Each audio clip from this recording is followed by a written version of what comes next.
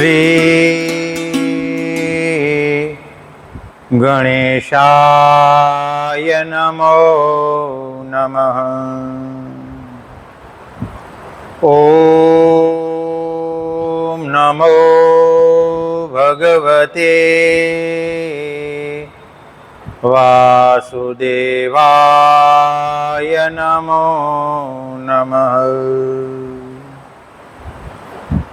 શ્રી સરસ્વત્યે નમો નમઃ. શ્રી ગુરુભ્યો નમો નમઃ. વંશી વિભૂષિતકરાન નવનીરદાભાદ પીતાંબરાદરુદભે બફલાદરોષ્ઠા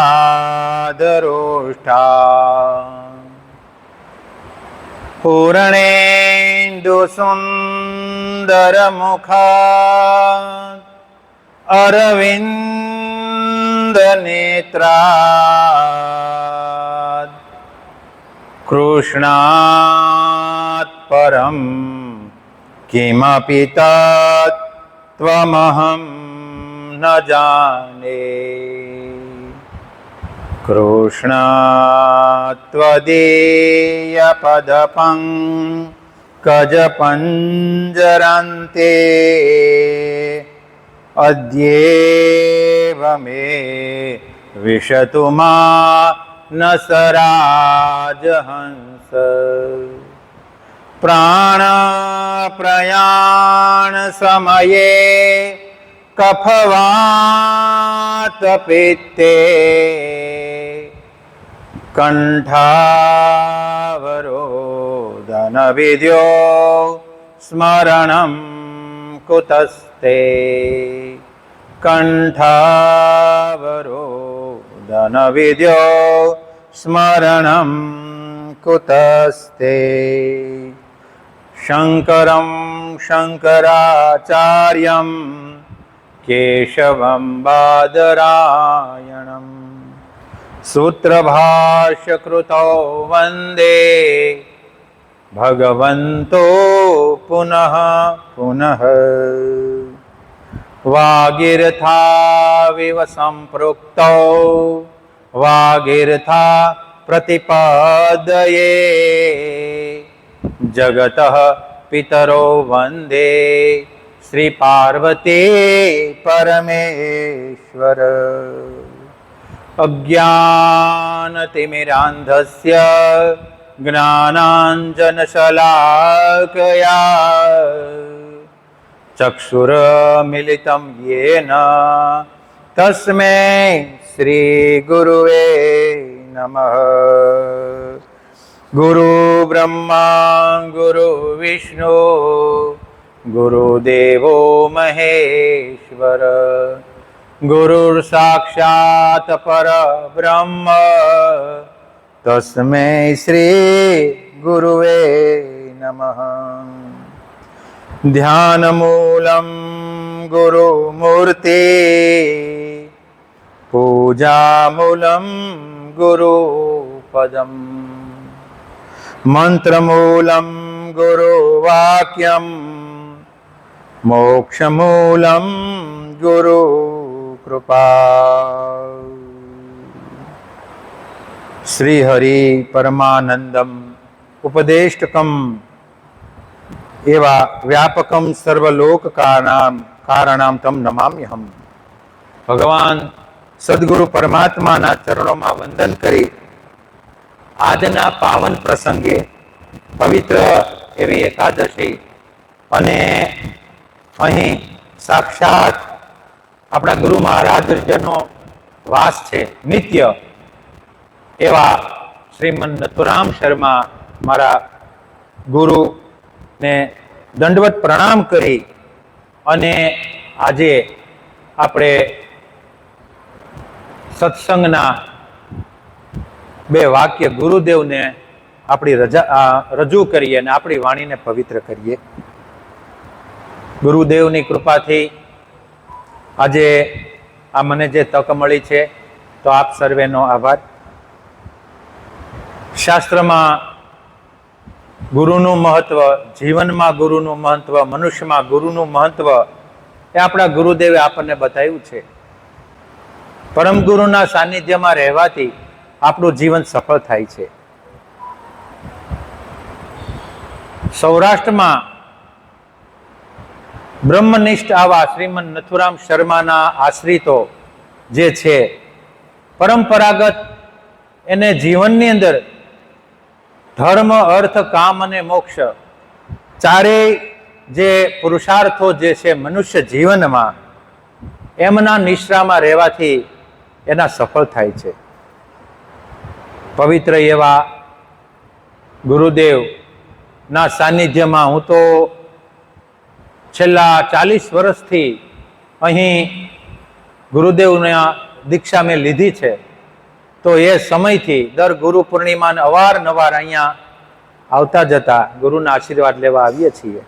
એ સમયે આજના પવિત્ર દિવસે આપણે ગુરુદેવે જે માર્ગ બતાવ્યો છે, માર્ગે ચાલતા ચાલતા અને ભગવત પારાયણ કરતા કરતા શ્રીમદ નથુરામ શર્માનું જીવન ચરિત્ર તો આપણને ખબર છે, આપણે સૌ ગુરુભાઈઓ છીએ. શ્રીમદ ભાગવતમાં અનેક જગ્યાએ સુખદેવજી મહારાજે ગુરુનું મહત્વ બતાવ્યું છે. તો એવા સુખદેવજી મહારાજને જ્યારે પરીક્ષિત રાજાને તકલીફ પડી ત્યારે સુખદેવજી મહારાજ ત્યાં આવ્યા હતા. ભાગવતજીની કથામાં આપણને ખબર છે કે પરીક્ષિત રાજાને શ્રાપ થયો અને 7 દિવસમાં એનું મૃત્યુ થવાનું હતું નક્કી થયું. અનેક ઋષિઓને, બ્રાહ્મણોને, વિદ્વાનોને પૂછ્યું કે 7 દિવસમાં મોક્ષ થાય એવું કોઈ સાધન તમે મને બતાવો. ત્યારે કોઈ એને ઉત્તર આપી શક્યું ન હતું. ને એ સમયે ગંગાના કાંઠે અનશન વ્રત લઈને બેઠેલા પરીક્ષિત રાજા પાસે સુખદેવજી મહારાજ પધારે છે. અને સુખદેવજી મહારાજ એટલે સ્વયં ભગવાનના અંશોવાર વેદ વ્યાસના પુત્ર હતા. અને અનેક ઋષિ મુનિઓ, વિદ્વાનો, બ્રાહ્મણો અને સમાજના શ્રેષ્ઠીઓ ત્યાં હતા. ત્યારે સુખદેવજી મહારાજે આવી અને પરીક્ષિતને જે વાત કરી હતી કે 7 દિવસમાં મોક્ષ પ્રાપ્ત કરવા માટે શું કરવું જોઈએ, તો આપણે એનું સંક્ષિપ્ત જે 24 અવતારો ભગવાનના જે થયા, 24 અવતારો તો એટલું બધું વર્ણન તો આપણે નહીં કરી શકીએ, પણ એમાંથી 10 મુખ્ય અવતારો જે છે ભગવાનના, એની વિશે આપણે આજ વાત કરીશું. તો સર્વપ્રથમ આજે આ ગુરુ મહારાજનું પ્રાગટ્ય થયું,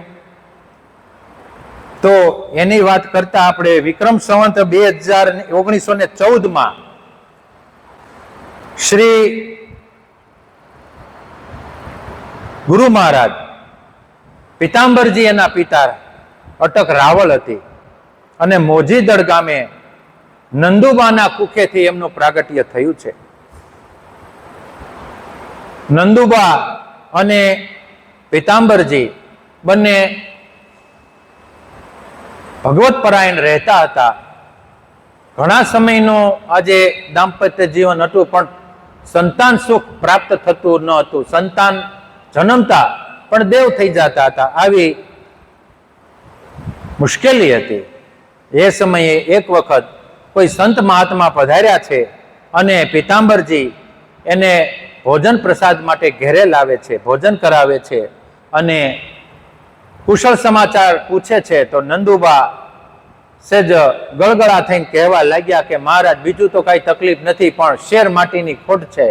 ત્યારે સિદ્ધ પુરુષે કહ્યું કે જે રીતે તમે જીવન જીવો છો, વ્યતીત કરો છો, ભગવાનની સેવા પૂજા કરો છો, એ રીતે કરતા રહો, તમારી ઘરે દિવ્ય પુત્રની પ્રાપ્ત થશે.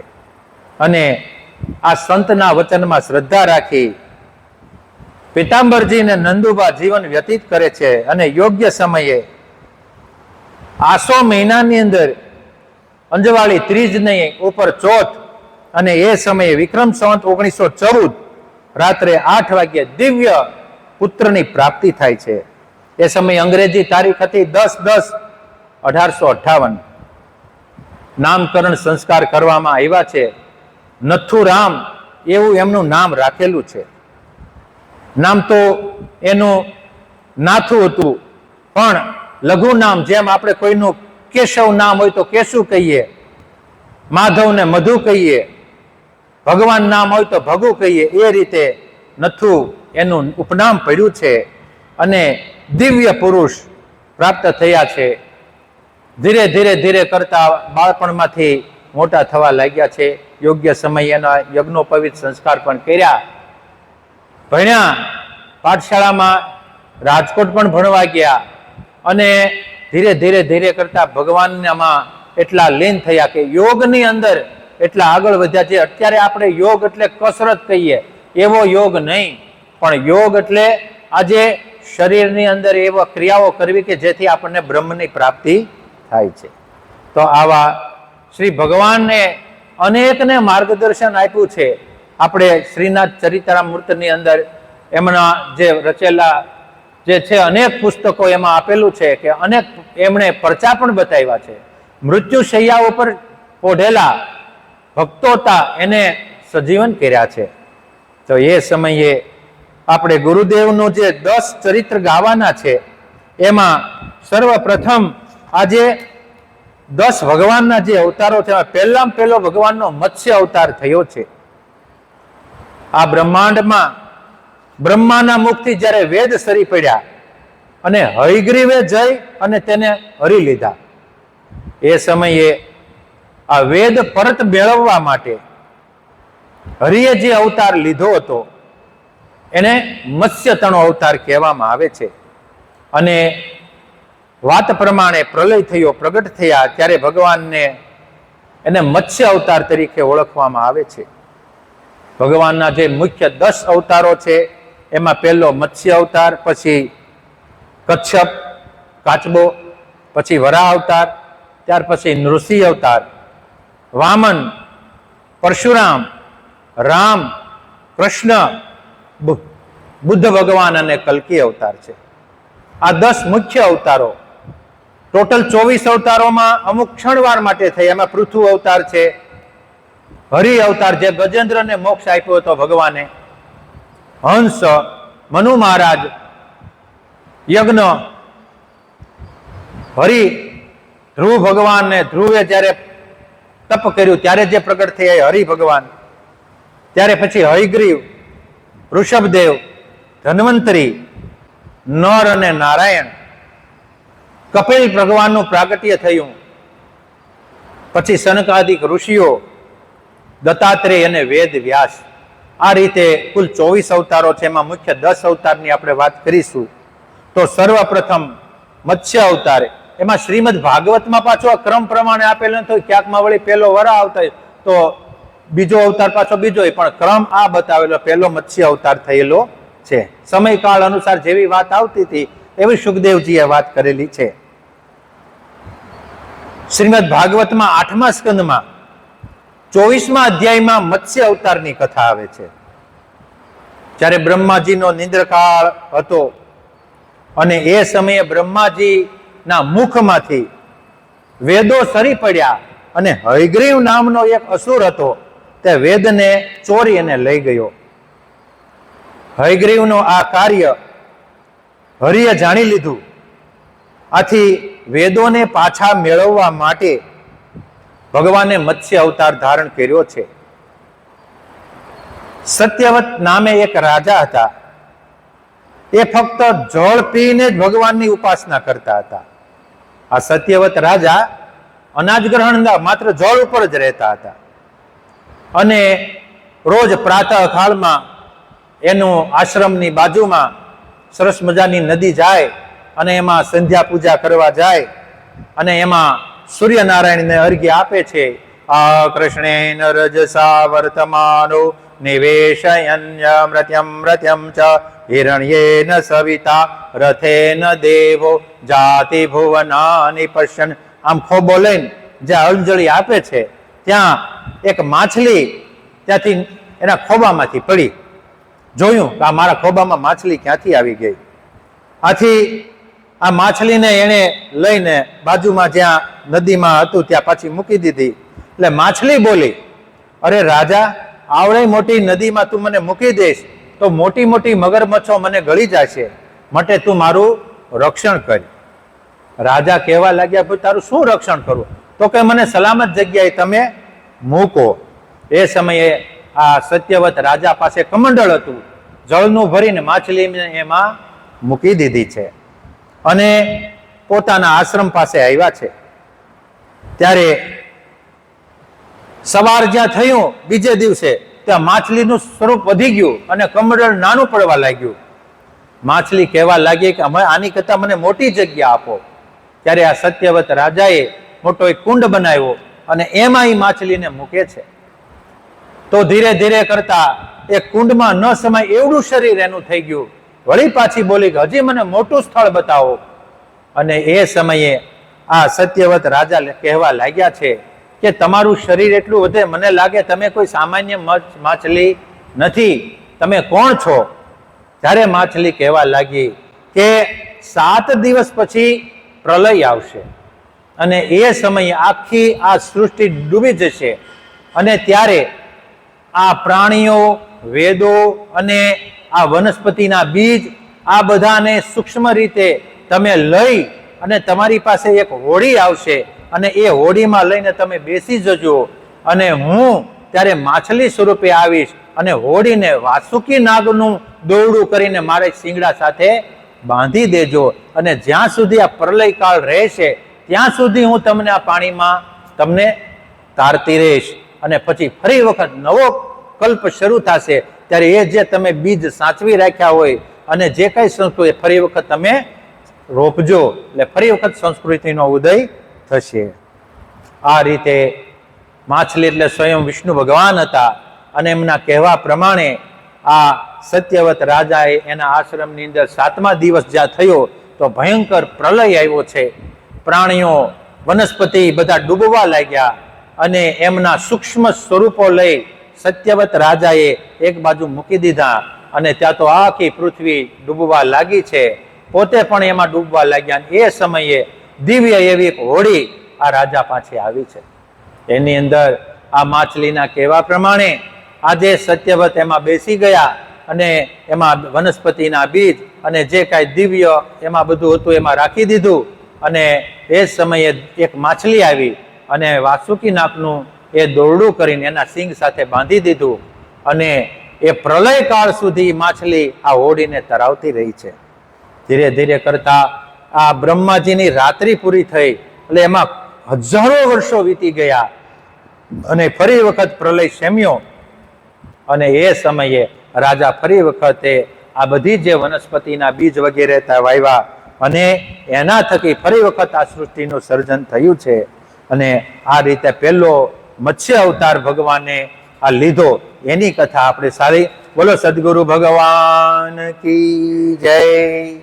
ત્યાર પછી બીજો અવતાર ભગવાનનો વરાહ અવતાર છે. બીજો, પૃથ્વી જ્યારે ડૂબી રહી હતી ત્યારે મનુએ વાત કહી હતી કે હે બ્રહ્મા, પૃથ્વીને બચાવો, ભાવિ પ્રજાનું તમે સ્થાન બતાવો.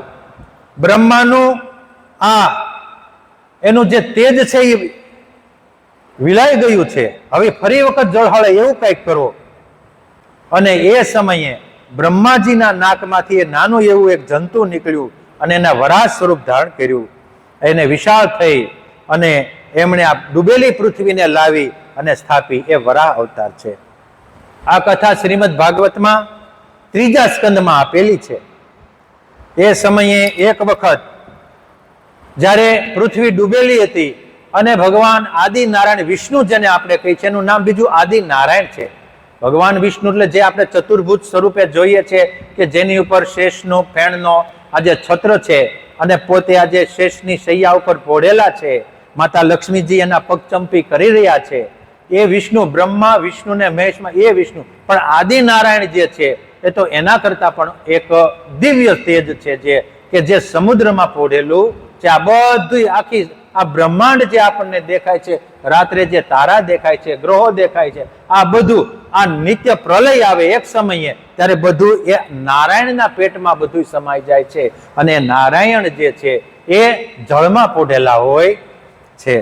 તો આ રીતે એક વખત આ પ્રલય આવ્યો અને આખી પૃથ્વી જ્યારે આ નારાયણના ઉદરમાં સમાયેલી હતી. ફરી વખત આજે નારાયણને આ સૃષ્ટિનું સર્જન કરવાનું મન થયું તો એની નાભીમાંથી એક કમળની દાંડી નીકળે છે. હજારો કિલો, ભગવાન તો દરિયામાં સમુદ્રમાં તળિયે પોઢેલા છે, તો એમાંથી હજારો કિલોમીટર લાંબી એક કમળની દાંડી નીકળે છે અને એમાં હજારો પાંખડી વાળું એક કમળ ખીલે છે. અને એમાં ભગવાન આદિનારાયણ એક જંતુને એ કમળના ફૂલમાં મૂકે છે. ત્યારે એ જંતુ જે છે એ ચારેય દિશામાં આમ જોવે કે મારી ઉત્પત્તિ કોણે કરી છે, કોણે કરી છે. ચારેય દિશામાં જોવાથી એને ચાર મુખ થાય છે અને મનુષ્ય સ્વરૂપ ધારણ કરે છે. આકાશવાણી થાય છે કે હે પુરુષ, તારું નામ મેં બ્રહ્મા એવું રાખ્યું છે. બ્રહ્માજીને કોઈ માં નથી, ભગવાને આદિ નારાયણ વિષ્ણુ ભગવાનનું એ સર્જન છે. ત્યારે બ્રહ્માજી બે હાથ જોડીને કહેવા લાગ્યા કે હે પ્રભુ, તમે કોણ છો ને મારે શું કામ કરવાનું છે? ત્યારે આદિનારાયણ આકાશવાણી કરી કે તમે જીવોનું સર્જન કરો અને આ જીવોને રહેવા માટે આ પૃથ્વી ઉપર જે કાંઈ હોય વનસ્પતિ વગેરેને તમે ઉગાડો. ત્યારે બ્રહ્માજી કહે છે કે ગયા કલ્પની અંદર હિરણાક્ષ નામનો દૈત્ય તો પૃથ્વીને પાતાળમાં લઈ ગયો છે, તો હવે આમાં મનુષ્ય કઈ રીતે? મનુષ્યને રહેવા માટે તો જમીન જોઈએ, જમીન તો છે નહીં, બધી બાજુ જળ છે, જળમાં મનુષ્ય જીવન શક્ય નથી. અને એ જ સમયે બ્રહ્માજીના નાકમાંથી ફરી વખત એક જંતુ નીકળે છે અને એનું વરાહ એવું દિવ્ય મોટું સ્વરૂપ થાય છે, જેને આપણે જંગલી ભૂંડ જેવું કહીએ છીએ. આ વરાહ જે છે એ સમયે ત્યાંથી પાણીમાં પ્રવેશ કરે છે અને ત્યાં પાણીમાં ગયા કલ્પનીને હિરણાક્ષ નામનો દૈત્ય જે હતો એ પૃથ્વીને પાતાળમાં લઈ ગયો હતો. એની પાસેથી છોડાવવા માટે ભગવાને વરાહ અવતાર લીધો છે. વરાહ અવતાર લઈ અને જ્યાં હિરણાક્ષની પાસે જાય છે તો હિરણાક્ષ તો આ પૃથ્વીને દડાની જેમ રમતો હતો. દડો જેવડો હોય ને આપણને જેવો દડો લાગે એવો હિરણાક્ષ, તો હિરણાક્ષ કેવો મોટો હશે. આગળ એક બલિની કથામાં આવે છે, બલિ રાજાની, કે રાવણને એમ થયું કે એક વખત કે આ બલિ રાજા એટલે એ હિરણાક્ષના વંશમાં આવે, તો એને આને રાવણ એમ કીધું કે ભાઈ તું અત્યારે આ મેં સાંભળ્યું છે કે રામ ને બધા વિષ્ણુ અવતાર થવા, તું એની સાથે બદલો લે. ત્યારે બલિ રાજાએ આ હિરણાક્ષના જે કુંડળ કાનના હતા ને એ બતાવ્યા, કે જો આ કુંડળ જે છે ને એ તું અહીંથી લઈને અહીં મૂકી દે ને તો આપણે આ કામ કરીએ. એ રાવણ સમય કુંડળને હલાવી ન શક્યો, એવડા કુંડળ હતા કે પોતે હલાવી શક્યો નહીં. તો આવો મોટો હિરણાક્ષ જે દૈત્ય હતો એ પૃથ્વીને દડાની જેમ રમતો હતો. ત્યારે વરાહ ભગવાન એની પાસે ગઈને કહ્યું કે અરે તું આ પૃથ્વીને છોડી દે. ત્યારે હિરણાક્ષ કહેવા લાગ્યો કે તારી જેવા ભૂંડ આવ્યા છે એ તો મારો ખોરાક બની જશે, તું આ રહેવા દે, મનોકલ્પના લઈને આવ્યો છે એ તારી સફળ થશે નહીં. ત્યારે ભગવાને કહ્યું કે તારા જેવા દૈત્યનો એ જ અમારો ખોરાક છે, અમે તો પ્રાણી છીએ, બરાબર, પણ માયનો નહીં. તો 1000 વર્ષ સુધી હિરણાક્ષ સાથે યુદ્ધ થયું, હિરણાક્ષને મારી નાખ્યો અને ભગવાન એના એક દંત ઉપર પૃથ્વીને લાવી અને ઉપર પાણી ઉપર સ્થાપિત કરે છે. અને એ સમયે બ્રહ્માજીને કહે છે કે હવે તમે સૃષ્ટિનું સર્જન કરો. એ સમયે બ્રહ્માજી કહેવા લાગ્યા કે હે પ્રભુ, પહેલા તો મારે જીવોની ઉત્પત્તિ કરતા પહેલા એને મીઠા જળની વ્યવસ્થા કરવી પડે, કારણ કે મનુષ્ય છે એ ભોજન વગર 1, 2, 3 દિવસ રહી શકે પણ જળ વગર રહી શકતો નથી. અહીંયા તો બધી બાજુ ખારું પાણી છે, તો એની માટે શું કરવું? હવે બ્રહ્માજીએ વિચાર કર્યો કે હું સરસ મજાનો વરસાદ વરસાવું, એટલે આકાશમાંથી સુંદર એવો દિવ્ય અને પવિત્ર મીઠો વરસાદ વરસ્યો. કેટલું? 1000 વર્ષ સુધી નકરો વરસાદ જ વરસ્યો આ પૃથ્વી સ્થાપના કર્યા પછી. અને એ વરસાદ વરસ્યો, એના થકી મીઠું જળ આવ્યું અને એ મીઠું જળ એક જ જગ્યાએ ચાલવાથી પછી એક જગ્યાએ ભરાય તો ચાલે, તો એનાથી મોટી મોટી નદીઓ બની છે. એમાં ભારતમાં પવિત્ર એવી 42 નદી જે છે, ગંગા, રેવા, પયોષણી, નર્મદા, કાવેરી, સિંધુ વગેરે જે નદીઓ છે એ પવિત્ર નદીઓ બની અને એમાં સ્નાન કરવાથી આપણા પાપ પણ ધોવાઈ જાય છે. આવી નદીઓ બની. એ નદીઓનું પાણી જ્યાં એકઠું થયું એક જગ્યાએ, ત્યાં મોટા મોટા સરોવરો બન્યા. એ પંપા સરોવર, નીલ સરોવર, નળ સરોવર, માન સરોવર, આવા જે સરોવરો છે એમાં જ્યારે જ્યારે ભગવાને અવતાર ધારણ કર્યા ત્યારે આ સરોવરના કાંઠે એમણે વાસ કરેલો છે. રામજીએ પંપા સરોવરના કાંઠે વાસ કર્યો હતો. માનસરોવરમાં ભગવાન શિવજી વાસ કરે છે. આ રીતે સરોવર બન્યા. સરોવરથી પાણી જ્યાં આગળ ગયું ત્યાં પછી સમુદ્રમાં ભેળ્યું. એ સમુદ્ર અલગ જેવી જેવી ભૂમિ હતી એવું એનું પાણી હતું. આપણે આ બાજુ જુનાગઢ બાજુ ને સત્તાધાર બાજુ છે લાલ પ્રકારની જમીન છે. આમ જઈએ આપણે ધંધુકા બાજુ, અમરેલી બાજુ, પેલી બાજુ તો કાળી જમીન દેખાય આપણને. તો એ પાણી પણ લાલ થઈ જાય છે. એટલે રાતો સમુદ્ર, કાળો સમુદ્ર. કોઈ સમુદ્ર એવા બન્યા છે કે જેનું પાણી આપણને મીઠું લાગે છે, બેળું લાગે તો મીઠો સમુદ્ર, ક્યાંક વળી ખારો સમુદ્ર છે. આવા 7 સમુદ્રો બન્યા છે. અને સમુદ્રની અંદર ભગવાને અખૂટ સંપત્તિ આપી કે જેને આજ સુધી આપણે પાર પામી શક્યા નથી. હવે બ્રહ્માજીનું કામ આગળ વધ્યું છે. સરસ મજાનો વરસાદ વરસ્યો, એના પ્રભાવે કરી અનેક પ્રકારની વનસ્પતિઓ ઉગી નીકળી છે. અત્યારે ચોમાસાની ઋતુ છે, આપણે રોડના બંને કાંઠે જઈએ છીએ, ક્યાંય કોઈ વનસ્પતિ ના બીજ વાવતું નથી, છતાંય બંને કાંઠે કેટલી બધી ઘાસ વગેરે ઉગી નીકળે છે. એમ આ અનેક વૃક્ષો, પાંદડાઓ સહિત ઘાસ અને મોટા મોટા થડવાળા આજે વૃક્ષો ઉગી નીકળ્યા. એ વૃક્ષોની અંદર ફળ અને ફૂલ આવવા લાગ્યા છે. ઔષધિ આવી. ઔષધિ કોને કહેવામાં આવે છે કે છોડ ઉપર એક વખત એનું ફળ આવે, મતલબ ડુંડી આવે અને છોડ સુકાઈ જાય તો એને આપણે ઔષધિ કહેવામાં આવે. કે આપણે આ ત્રિફળાનાંતે એ ઔષધિ બરાબર છે, પણ આપણે જેના ઉપર જીવન આધારિત છે, બાજરી છે, ઘઉં છે, જુવાર છે, મગ વગેરે, તો એમાં એક વખત ફળ આવે પછી જે છોડ છે એ સુકાઈ જાય છે. એ ઔષધિ છે. અને વનસ્પતિ કોને કહેવાય કે જે ઝાડ ઉપર વર્ષો વર્ષ જે ફળ આવે એને વનસ્પતિ કે વૃક્ષ કહેવામાં આવે છે. આવી રીતે વનસ્પતિઓ, વૃક્ષો, ફળ, ઔષધિઓ વગેરે ઉગી નીકળ્યા. અને હવે બ્રહ્માજીએ આજે મનુષ્યની ઉત્પત્તિ કરવા માટે એને પેલા 4 માનસ પુત્રોની ઉત્પત્તિ કરી છે. સનક, સનંદન ને સનાતન ઋષિ, જે પણ 24 અવતારોમાં એક છે. તો 4 મનથી ઉત્પન્ન કરેલા આ બાળકોને કહ્યું કે તમે આ પૃથ્વી ઉપર વાસ કરો અને જીવોની ઉત્પત્તિ કરો. આ 4 બાળકો જે છે એ તો યોગ માર્ગે જવા વાળા હતા. ભગવાન કે અમારે તો આ સંસારમાં કઈ પડવું નથી, અમારે તો યોગ માર્ગે જવું છે. અને એમણે બ્રહ્માજીનું કામ કર્યું નહીં, 4 યોગ માર્ગે ગયા. વળી પાછું બ્રહ્માજીનું કામ અટક્યું. ફરી વખત એને 10 મનથી બીજા બાળકોની ઉત્પત્તિ કરી છે. મારીચ અને નારદજી વગેરે ઋષિઓ જે હતા એ નારદજી વગેરે પણ લગ્ન કર્યા નહીં, એ પણ યોગ માર્ગે ગયા છે. હવે બ્રહ્માજીને વિચાર આવ્યો કે કોઈ એવું એક પુરુષ અને સ્ત્રીનું જોડકું ઉત્પન્ન કરું જેથી કરીને આજે વિજાતી આકર્ષણ થાય અને એના થકી જીવોની ઉત્પત્તિ થાય. એ સમયે બ્રહ્માજીએ પોતાના જમણા અંગને ઘસ્યું અને એમાંથી એક પુરુષની ઉત્પત્તિ કરી, ડાબા અંગને ઘસ્યું અને એમાંથી એક સ્ત્રીની ઉત્પત્તિ કરી. આ જે પુરુષ હતું એનું નામ મનુ મહારાજ હતું અને સ્ત્રી હતી એનું નામ શત્રુપા રાણી હતું. આ બંનેના લગ્ન કર્યા. બ્રહ્માજીએ કહ્યું કે આ તમે પૃથ્વીનું રાજ્ય ભોગવો અને તમારા દાંપત્ય જીવનમાં દિવ્ય સંતાનોની ઉત્પત્તિ કરો.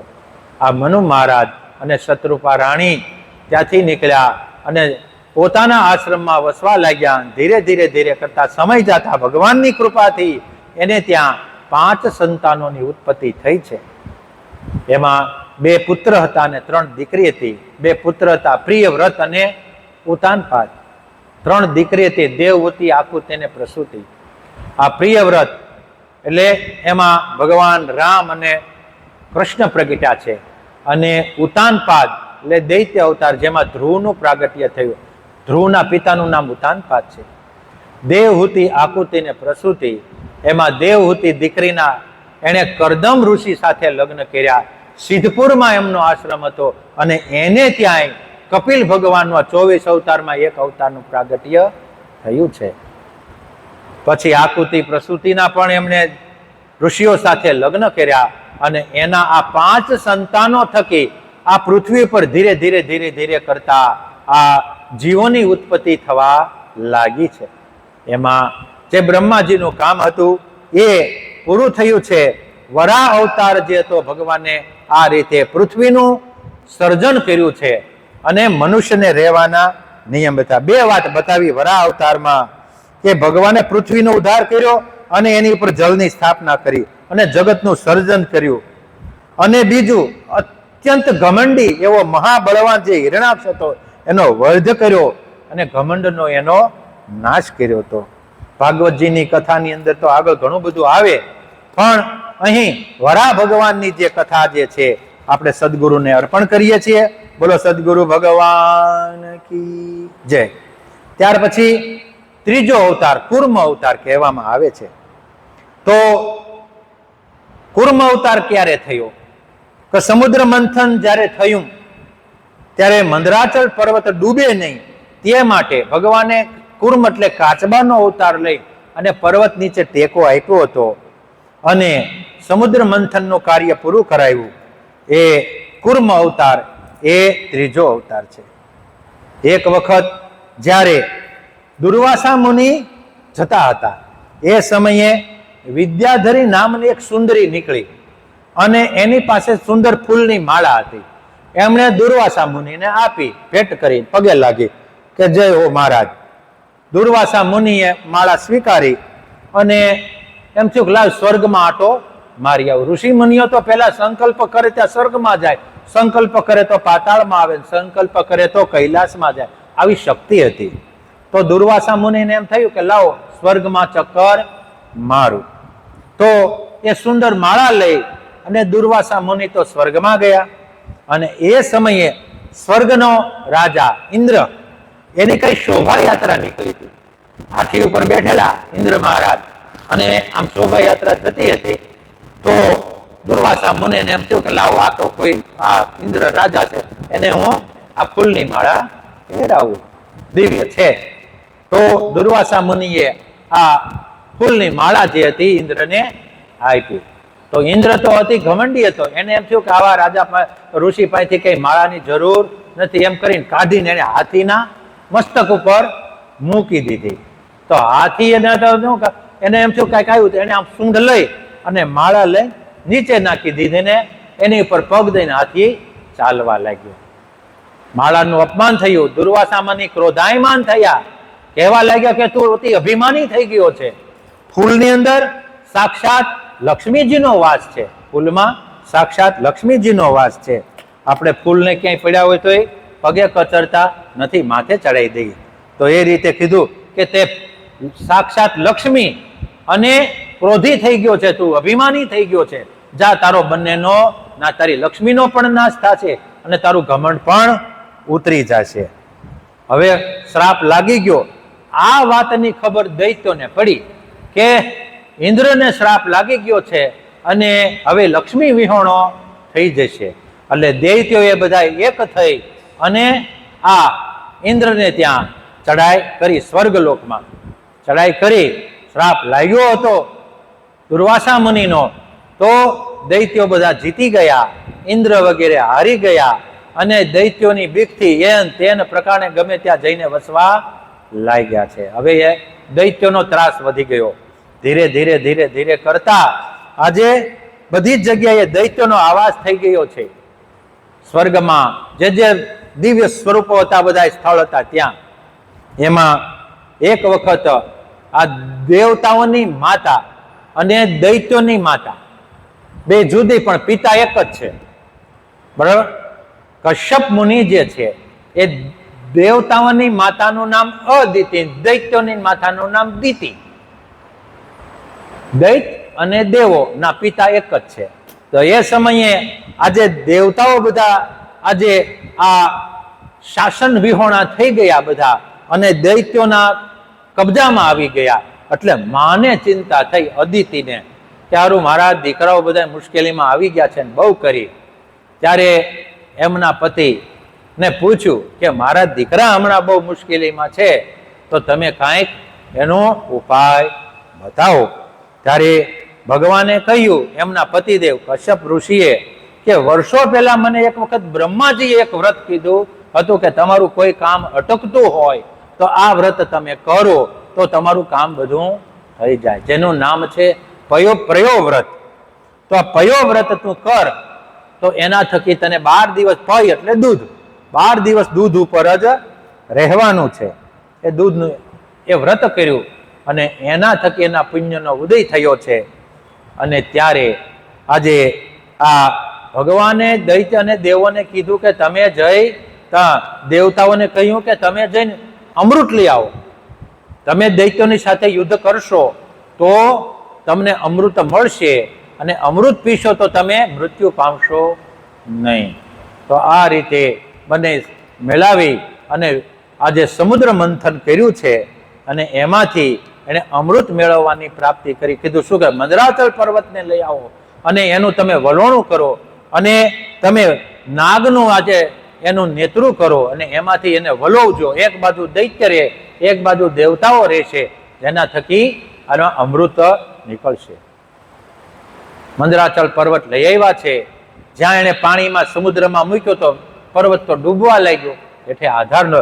એટલે બીજો કુર્મ અવતાર જે છે એ ભગવાન વિષ્ણુએ લીધો, નીચે જઈ કુર્મ એટલે કાચબો લઈને પર્વતની નીચે પોતાની પીઠ ઉપર પર્વતને રાખ્યો છે. આમાં એમ લખ્યું કે એમાં આજે વલોણું કરે છે ત્યારે કાચબાને તો માત્ર આપણને સેજ આમ નખથી કાંઈક આપણે આપણી ખંજોળ કરી એ રીતે ભગવાનને એટલો વજન એને લાગતો હતો નહીં પર્વતનો. અને એમાંથી 14 રત્નો નીકળ્યા છે. તો કોઈ પણ સદકાર્ય કરતા હંમેશા પહેલા તો વિષ જ નીકળે છે. સારું કાર્ય કરવા જાય તો એમાં 5 જણા પહેલા તો આપણો વિરોધ જ કરતા હોય છે. સમજ્યા? સદકાર્ય કરો, કાંઈ પણ કામ સારું કરવા જાય એટલે સોસાયટી વાળા, ગ્રુપ વાળા, ઘર વાળા, કુટુંબ વાળા પેલા કાંઈક આપણને નેગેટિવ જ વાત કરે. પેલા એ કે ભાઈ આ ન કરાય, આ ન કરાય. તો સૌથી પહેલા વિષ નીકળ્યું. હવે શું કરવું આ વિષનું? વિષ લેવું જાય કે કોણ કરશે? ભગવાનને આખે કે હળાહળ વિષ તો ભગવાન ભોળાનાથને તમે આપો કે જે પી જશે. તો એ કથા પણ આવે છે કે ભગવાને વિષ ધારણ કર્યું અને ત્યાર પછી એમાંથી અનેક પ્રકારના 14 રત્નો નીકળ્યા છે. એમાં પહેલો લક્ષ્મીજી કૌસ્તુભ, સરસ મજાનું મંગળાષ્ટક છે. અમે લગ્ન વિધિ કરાવતા હોય ત્યારે મંગળાષ્ટક બોલીએ છીએ.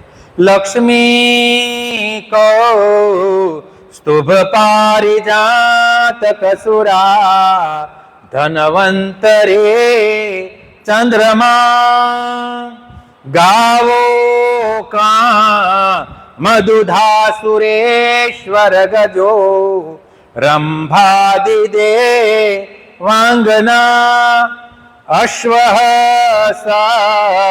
તમુખો વિષમ હરિધનો શંખામૃતમ ચાંબુધે રત્નાની ચતુર્દશ દિશમ કુર્યાત સદા મંગલમ. રોજ આ 14 રત્નો નીકળ્યા એનું સ્મરણ કરવાથી આપણો દિવસ પણ સુધરી જાય છે. તો શું 14 નીકળ્યું? તો લક્ષ્મીજી, ત્યાર પછી કૌસ્તુભ મણિ, પારિજાત નામનું વૃક્ષ, પછી સુરા શરાબ, ધન્વંતરી, પછી ચંદ્રમા, ત્યાર પછી કામધેનુ ગાય, પછી હાથી, દેવાંગનાઓ, 7 મુખવાળો ઘોડો અને વિષ અને ધનુષ્ય અને ભગવાને જે શંખ ધારણ કરેલો છે એ આટલા વસ્તુઓ આમાંથી નીકળી છે અને એને યોગ્ય બધાને ભગવાને આપી છે. અને એ રીતે દેવતાઓનું કામ સિદ્ધ થયું. ધન્વંતરી નીકળ્યા આજે અમૃતનો કુંભ લઈ, તો દેવતાઓ જૂટવીને જતા રહ્યા છે. એ સમયે ભગવાને મોહિનીનું સ્વરૂપ લીધું અને દેવતાઓ દૈત્ય પાસેથી અમૃત કુંભ લઈને કીધું કે ચાલો હું તમને બંનેને વેચી દઉં છું. એટલે એ સમયે એક બાજુ તમે બધા દેવતા બેસી જાઓ, એક બાજુ તમે બધા દૈત્ય બેસી જાઓ. અને આ મોહિની સ્વરૂપ જે સ્ત્રી સ્વરૂપ ભગવાનનું હતું એ અમૃતનો કળશ લઈ અને બધાને વેચવા માટે જાય છે. તો સર્વપ્રથમ એને દેવતાઓને અમૃત પાવાનું ચાલુ કર્યું છે. દૈત્યોએ વિરોધ કર્યો કે ભાઈ તમે અમારો બેયનો હરખો હિસ્સો છે, અમને પહેલા આપો, અમને પહેલા આપો. તો ભગવાને શું કહ્યું કે ઉપર આશ હોય ને, આશ આપણે ને છાશમાં આશ થઈ જાય કે આશ હોય ને આ પેલા બધા હું દેવતાઓને આપી દઉં તો તમને બધાને ખાટું ખાટું અમૃત પાઈશ. દેવતાઓ કે તો કાંઈ વાંધો નહીં. પણ ઓલો એ રાહુ હતો ને એ સમજી ગયો કે આમાં કાંઈક દાળમાં કાળું છે. એટલે એ જઈ અને સૂર્ય અને ચંદ્ર જ્યાં બેઠા હતા એની વચ્ચે જઈ બેસી ગયો. પણ શાસ્ત્રમાં ઘરમાં બધે એક નિયમ છે સાહેબ કે કોઈ દિવસ આજે પંક્તિ ભેદ કરાય નહીં. આ બહેનોને ખ્યાલ હોય કે કોઈ મીઠાઈ લઈને નીકળી હોય, 5 જણા જમવા બેઠા હોય, 2 જણાને થાય એટલી હોય તો બિલકુલ પીરસવાનું જ કેન્સલ કરે. 2 જણાને આપે ને 2 જણાને તો ના ન પડાય. બરાબર, પંક્તિ ભેદ ન કરે. તો ભગવાન આમ લઈ નીકળ્યા અમૃત, જોયું કે આ રાહુ બેસી ગયો છે પણ હવે બોલાય નહીં. બરાબર, તો ઓલા ચંદ્ર ને સૂર્યની વચ્ચે બેઠો તો એને બે કીધું કે આ બેઠો છે ને એ રાહુ છે. એ કે ભગવાનને કીધું, ભગવાન કે મને ખ્યાલ છે. અને એ જ સમયે ભગવાન સુદર્શન ચક્ર છોડ્યું અને રાહુનું મસ્તક એ કાપી નાખ્યું. પણ ત્યાં સુધામાં તો એ અમૃત પી ગયો હતો. તો આજની તારીખમાં હજી એ અમર બની ગયો છે. અને સૂર્ય અને ચંદ્રે બેયનો અપરાધ કર્યો હતો એટલે દર અમાસે સૂર્યને ગળવા આવે અને દર પૂનમે ચંદ્રને ગળવા આવે છે. આપણા આખા પૃથ્વીમાં આપણને ન દેખાય. આપણા ભારત દેશની અંદર જ્યારે ગ્રહણ થતું, જેને આપણે ગ્રહણ ઓળખીએ, ગ્રહણ તરીકે ઓળખીએ, બરાબર, કે આપણે ખ્યાલ છે કે સૂર્ય ગ્રહણ થતું હોય તો એને સૂર્યને રાહુ ગળવા આવે, ચંદ્ર ગ્રહણ થતો ચંદ્રને ગળવા આવે છે. આ એનો નિયમ બતાવ્યો છે. વૈજ્ઞાનિક જુદા આપણો શાસ્ત્રોનો નિયમ છે. તો આપણને આપણા દેશની અંદર જ્યારે એના રેખાંશમાં આવતું હોય તો દેખાય. પણ અમૃત બની ગયો, એનું માથું કપાઈ ગયું અને રાહુ જે છે માથું એ બન્યો અને ધડ હતું એ કેતુ બન્યું છે. અને આજની તારીખમાં હજી આ જીવોને અને મનુષ્યને જે જન્મ કુંડળીમાં જ્યાં સ્થાનમાં પડ્યા હોય ત્યાં કાંઈક ને કાંઈક મુશ્કેલીઓ આપે છે. આવું ભગવાને કુર્મ અવતારનું કાર્ય કર્યું. ભગવાનનો ચાલ્યા ગયા, અમૃત એમને આપ્યું અને આ ત્રીજો અવતાર આ રીતે ભગવાનનો કુર્મનો પૂરો થયો. બોલો શ્રી સદગુરુ ભગવાન કી જય. ત્યાર પછી ચોથો અવતાર ભગવાનનો આવે છે નૃસિંહ અવતાર. નૃસિંહ અવતાર જે છે એ શ્રીમદ ભાગવતમાં 7મા સ્કંદમાં છે. હિરણ્યકશિપુ રાજા અને એને ત્યાં પુત્ર તરીકે પ્રહલાદ અવતર્યા અને પ્રહલાદનું રક્ષણ કરવા માટે ભગવાને આજે નૃસિંહ અવતાર ધારણ કર્યો છે. વરાહ અવતાર તો ભગવાને આજે દૈત્ય વધ્યો. સૌથી પહેલા એના ભાઈ હિરણાક્ષનો સગો ભાઈ હિરણ્યકશિપુ અને હિરણાક્ષ બે ભાઈઓ હતા. તો વરાહ અવતારમાં એના ભાઈનું તો એને એમને સદગતિ આપી હતી. અને આ આપી એટલે હિરણાક્ષનો ભાઈ જે હિરણ્યકશિપુ હતો એને પોતાના ભાઈનો બદલો લેવા માટે એ મનમાં થનગની રહ્યો હતો કે હું કેદી આ કરું. તો એને શું વિચાર્યું કે મંદરાચળમાં જઈને તપ કરું અને હું કાંઈક વરદાન માગું, દિવ્ય બની જાઉં. હું મંદરાચળમાં ગયો તપ કરવા માટે અને એ સમયે દેવતાઓ અને આ દૈત્યો વચ્ચે દેવોને ખબર પડી કે હિરણ્યકશિપુ છે નહીં, એટલે એ બહુ દિવ્ય હતો. તો યુદ્ધ કર્યું તો દૈત્યો બધા હારી ગયા. એમાં આ દેવો બધા હતા. એમાં ઇન્દ્ર આ હિરણ્યકશિપુની પત્ની હતી કયાધુ, એને લઈને ભાગી ગયા કે આના એ ગર્ભવતી હતી. તો દેવતા મને આનો ભવિષ્યની અંદર કઈ બાળક આવે ને એ દૈત્ય જ થશે એટલે આપણે આને જ મારી નાખીએ, સ્ત્રીને. દૈત્યો લઈને જતા હતા એ સમયે આજે ઇન્દ્રએ કીધું મને આપી દો, હું લઈને જાઉં. એ કયાધુને લઈને નીકળ્યા. કોણ? ઇન્દ્ર. એને કે હું આને મારી નાખીશ, ઇન્દ્રએ એવું કીધું. તો એ સમયે નારદ ઋષિ આવ્યા બ્રહ્માંડમાં અને ઇન્દ્રને કીધું કે આના ઉદરમાં જે બાળક છે ને એ ભગવાન વિષ્ણુનો અવતાર છે, તમે આ કયાધુને મારતા નહીં, લાવો એ મને આપી દો. કોણે કીધું? નારદજીએ. એટલે કયાધુને ઇન્દ્ર પાસેથી લઈ લીધા અને નારદજી પોતાના આશ્રમમાં કયાધુને લઈ ગયા અને દીકરી તરીકે એને રાખી. અને એ સમયે એને ગર્ભાવસ્થા દરમિયાન ઘણા બધા ધાર્મિક ઉપદેશો આપે છે, સત્યની કથાઓ કહે છે, પુરાણોની કથા નારદજી એને કહે છે. તો એ સમયે ગર્ભાવસ્થા દરમિયાન કોઈ પણ સ્ત્રી આજે આ રીતે આજે ભગવાનની કથાઓ સાંભળે, સત્યની કથાઓ સાંભળે, પુરાણની કથા, તો એમના ઉદરમાં જે બાળક હોય ને એ સંસ્કારીને દિવ્ય બને છે. તો કયાધુના પેટમાં જે બાળક હતું એ આજે પ્રહલાદ હતો, એનું નામ પ્રહલાદ હતું. યોગ્ય સમયે આજે એનો પ્રસવ થયો અને આ બાજુ હિરણ્યકશિપુનું આજે તપ પૂરું થયું. બ્રહ્માજી પ્રગટ થયા કે બોલ બોલ તારે શું જોઈએ? તો હિરણ્યકશિપુ અંતે તો દૈત્ય હતો. સારા માણસ શું કે મને મોક્ષ આપી દો, પણ આને તો હું દૈત્યનો તો સ્વભાવ જ એવો હતો, એને તો દેવો સાથે યુદ્ધ કરવું હતું. તો એને શું માંગ્યું કે મને એવું વરદાન આપો કે હું મનુષ્યથી ન મરું, પશુથી ન મરું, પ્રાણીથી ન મરું, દિવસે ન મરું, રાતે ન મરું, હથિયારથી ન મરું, અસ્ત્રથી ન મરું, શસ્ત્રથી ન મરું, કોઈથી મરું નહીં, એવું મને વરદાન આપો. તો બ્રહ્માજી કે તથાસ્તુ, જા તું કે બધું સત્ય થશે. આવું દિવ્ય વરદાન લઈને આવ્યો અને પછી પોતે બ્રહ્માજીને પાછું એમ કીધું કે આમાં સહી કરો, નકર તમે પાછા ફરી જાઓ. તો બ્રહ્માજીએ સહી કરી, લાય ભાઈ હું તને સહી કરી દઉં. એ કાગળ લઈ અને જે તે રાજા પાસે જાય છે ને બતાવે, જો ભાઈ આ. એટલે બીજા બિચારા રાજા કે બોલો કે તમે અમારા શરણાગતમાં આવી જાઓ. આમ કરીને આખી પૃથ્વી ઉપર એને પોતાનું રાજ્ય સ્થાપ્યું. દરેક રાજાને એના કબજામાં એને લઈ લીધા. હવે શું કર્યું?